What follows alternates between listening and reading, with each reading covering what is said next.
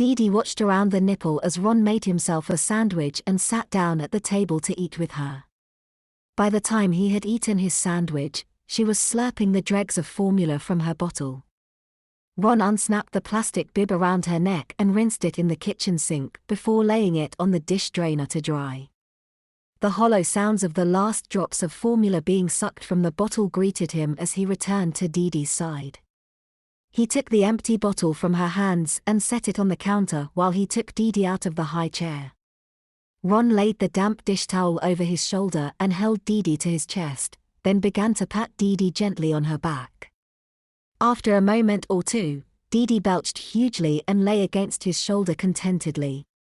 He took the dish towel from his shoulder, grinning and shaking his head in amusement when he saw the wet stain of regurgitated formula on the fabric.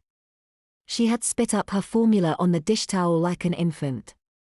It looked like Dee Dee was experiencing all the nuances of being a baby.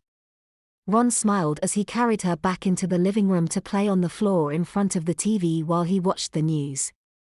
If she continued the way she had been going, she would mess her diapers by the time the news was over.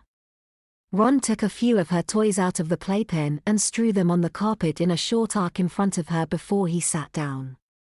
Dee Dee cooed delightedly and crawled from toy to toy trying to decide which one she wanted to play with first.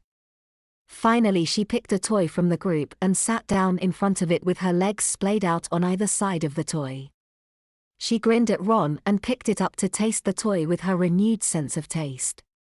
From time to time, he glanced away from his news show and grinned at Dee Dee's antics. She was adorable. There was no way anyone could have known that the body of the infant who crawled in front of him contained the mind of his wife.